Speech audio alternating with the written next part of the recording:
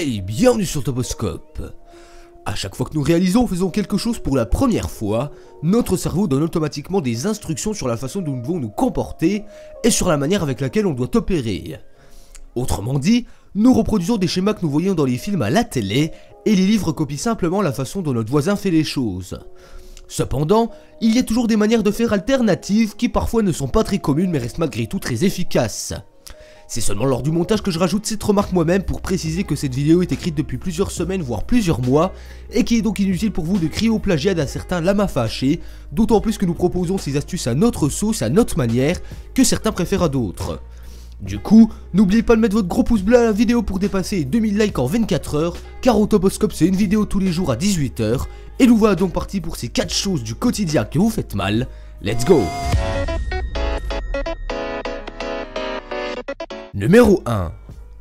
Il s'agit d'un truc tout bête mais que nous faisons pourtant tous et je vous assure qu'en changer vous apporterez un brin de bonheur en plus dans votre vie.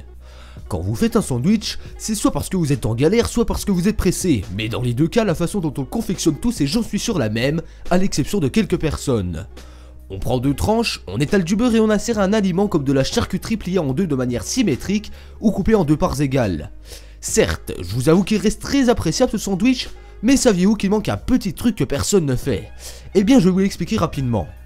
En faisant notre sandwich, on pose une tranche de quelque chose, généralement au milieu, et on referme avec le second pain, en oubliant totalement de combler plein de petits trous, notamment dans les angles du pain, qui du coup ne sont pas remplis et par conséquent très secs et peu goûteux.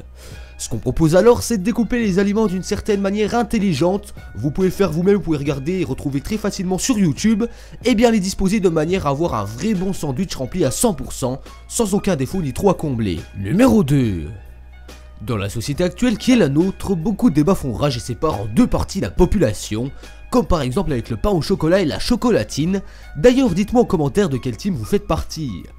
Mais ce débat et ce problème dont je vous parle ne provoquent pour une fois pas la séparation, mais bien l'union totale. Je veux bien sûr parler des nœuds dans les écouteurs.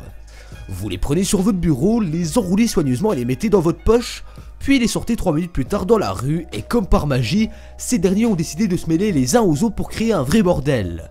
Pas besoin d'en dire plus car je sais que tout comme moi, ce problème a failli vous faire éclater de rage et a provoqué de nombreuses crises de nerfs à tous. Mais heureusement qu'on est là encore une fois de plus au Toposcope car on a notre petite astuce. La prochaine fois que vous irez acheter du pain de mie pour vos sandwichs que vous confectionnerez beaucoup mieux qu'auparavant grâce à l'astuce numéro 1, gardez le petit morceau de plastique qui sert à refermer le sachet car il va vous aider grandement à sceller vos écouteurs en 2 secondes lorsqu'ils seront enroulés et les empêchera par la même occasion de se défaire dans votre poche. Numéro 3. Le micro-ondes. Si vous dites qu'on n'a pas besoin d'être un érudit ou de sortir d'une grande école pour bien utiliser un micro-ondes, je serai tout à fait d'accord avec vous. Néanmoins, vous savez que l'homme n'est jamais assez satisfait et que lorsque l'on chauffe un plat au micro-ondes, il est soit trop chaud, soit encore froid, mais dans tous les cas il n'est jamais vraiment la température que l'on considère nous-mêmes comme parfaite, car oui, l'homme est un emmerdeur. Du coup, on a encore une petite solution qui peut en aider certains, j'ai pas dit tout le monde car certains la trouveront peut-être inutile, mais pour nous, dans notre cas, ça a très bien marché. Donc lorsque vous avez votre plat en face de vous, imaginons qu'il s'agisse de purée ou de spaghettis par exemple, il vous suffit juste de créer un trou au milieu du plat et du rassemblement d'aliments afin de laisser un vide au milieu. Ça permettra de chauffer plus vite, donc de gagner du temps et par conséquent de mieux répartir la chaleur donnée au plat. Numéro 4. Respirer correctement.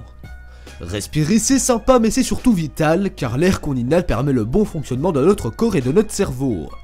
Donc ne vous inquiétez pas, vous savez respirer, vous qui regardez cette vidéo, sinon vous ne seriez même pas ici en train de m'écouter, mais il s'avère que la technique de respiration dite ventrale est bien plus efficace que celle que nous pratiquons tous.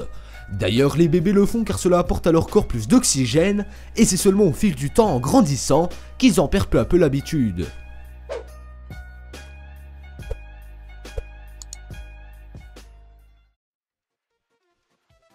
Cette vidéo touche à sa fin, dites-moi en commentaire quelle chose présentée dans la vidéo faites-vous mal au quotidien, ça m'intéresse beaucoup. Pour contribuer à la progression du Toposcope, il vous suffit de laisser un pouce bleu et de vous abonner, c'est simple et rapide. Quant à moi, on se donne rendez-vous demain, même endroit, même heure pour une nouvelle vidéo. Ciao ciao!